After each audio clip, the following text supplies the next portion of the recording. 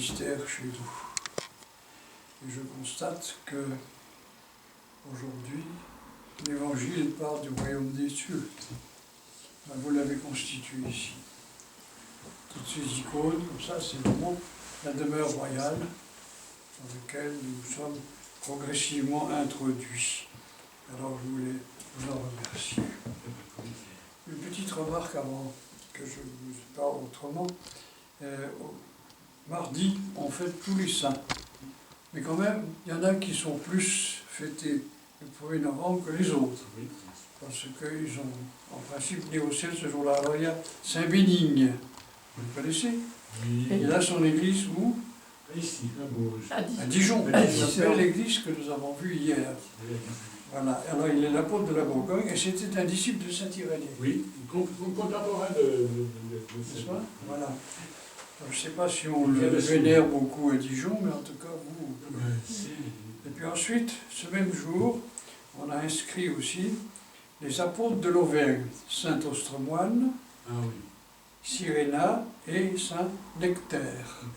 Alors pour Chantal et pour votre serviteur, vous n'êtes pas encore venu là-bas. Saint Nectaire, c'est celui qui nous reçoit tous les ans pour une étude et pour, disons, célébrer, disons, la sainteté de l'Auvergne. Voilà. Alors il est le 1er novembre. Alors on peut l'écarter tous les autres saints, le 1er novembre, et fêter cela. Mais peut-être vous faites autrement. Voilà. Juste un mot. Quand on situe les propos du Christ, il dit « Le royaume des cieux est ». On peut inscrire la parabole sur le registre de la création et de son but. Qu'est-ce que je veux dire par là? Nous avons chanté les 3 psaumes naudiques. Vous connaissez le premier. Louez le Seigneur depuis dans les cieux. Oui, depuis la terre. Qu'est-ce que c'est que ce psaume? C'est le psaume du premier royaume qui est sorti des mains divines, c'est le psaume de la création. Voilà. Ensuite, on monte un petit peu, on change de registre, on chante « Chantez au Seigneur un chant nouveau », c'est le 2e psaume naudique.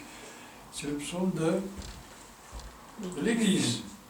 Parce qu'il apparaît ici un chant nouveau dans l'Église sainte. Voilà.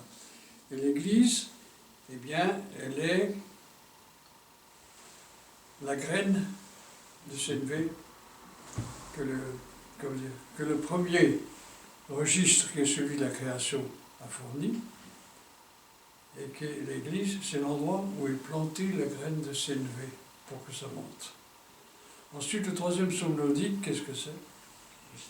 C'est le psaume, disons, du royaume des cieux, celui qui est représenté ici, dans cet endroit, et qui, disons, est là où, disons, la graine a levé pendant le 2e, du fait de l'Église, elle s'est montée, elle a rempli plus ou moins le monde, et après, le royaume est arrivé, et les oiseaux du ciel, ce sont vraisemblablement les anges qui viennent se percher, disons, au sein des rameaux. Alors, est-ce que vous vous souvenez de l'apôtre Paul? L'apôtre Paul donne les fruits de l'esprit. Il en donne 9 dans une épître, je ne sais plus laquelle d'ailleurs. Mais il dit que les fruits de l'esprit supérieurs sont la paix, la joie et l'amour. Alors vous prenez, revenez en arrière, prenez le premier psaume naudique. C'est le psaume qui inscrit l'univers au sein de la paix. Et le premier royaume, c'est le royaume de la terre, dans lequel Dieu a inscrit la paix, où Dieu a mis Adam dans le jardin de l'Éden, qui est en puissance le royaume des cieux. Ensuite, on monte un degré, comme je vous l'ai dit tout à l'heure, vient l'Église qui, elle, prépare le royaume des cieux et qui, disons, correspond au fruit de l'esprit qui est la joie. Par exemple, nous célébrons là, avec la divine liturgie, nous sommes dans l'Église, les mystères de la joie éternelle. Et après, quand le royaume des cieux apparaîtra dans sa grandeur, qu'est-ce qu'on éprouvera? L'amour.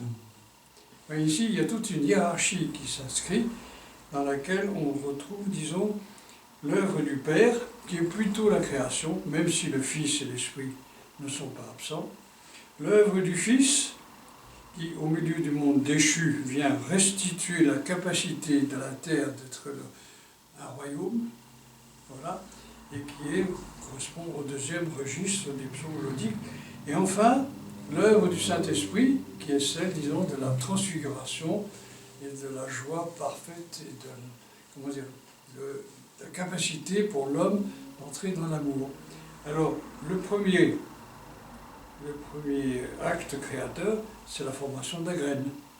Ensuite, le Fils de Dieu fait pousser la graine à travers l'Église, et puis l'Esprit Saint couronne le tout, disons, par... On peut comparer ça aux feuilles, aux fleurs et aux fruits. Alors si vous regardez se mêler ces trois actions, elles sont présentes dans le monde, mais elles correspondent, disons, à ce qui est, comment dirais-je, l'œuvre des trois de la divine Trinité. Mais je répète, selon la tradition, la première œuvre, création, c'est plutôt le Père. La deuxième, c'est le salut universel par l'Église, qui montre c'est l'œuvre du Fils par excellence. Et le troisième, la transfiguration, c'est celle du Saint-Esprit. Alors, qu'est-ce que vous faites ici? Ben, vous avez installé déjà le troisième, le royaume des cieux. Voilà, c'est ça. Et en même temps, vous êtes aussi au commencement, vous êtes installé dans un lieu qui n'est pas tellement favorable, n'est-ce pas, au christianisme en général, qui est un peu abandonné, mais quand même, c'est la création.